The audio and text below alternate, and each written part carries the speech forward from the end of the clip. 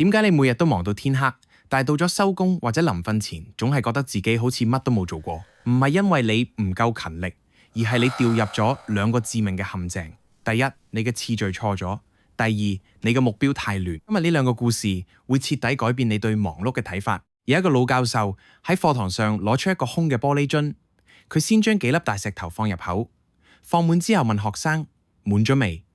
學生話滿啦。教授再攞出一盒細石子倒入去，搖一搖，細石子轉入咗大石頭嘅罅隙。學生話今次真係滿啦。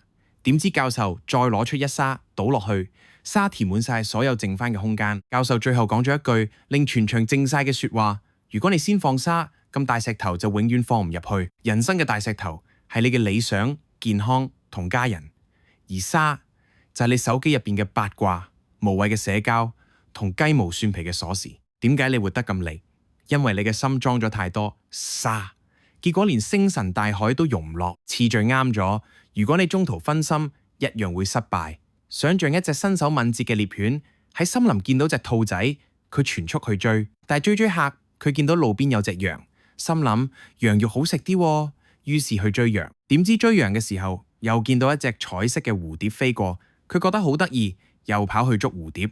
到天黑，獵犬一無所獲，仲虧到喺地下喘氣。獵犬唔係跑得唔夠快，而係佢樣樣都想要，結果樣樣都得唔到。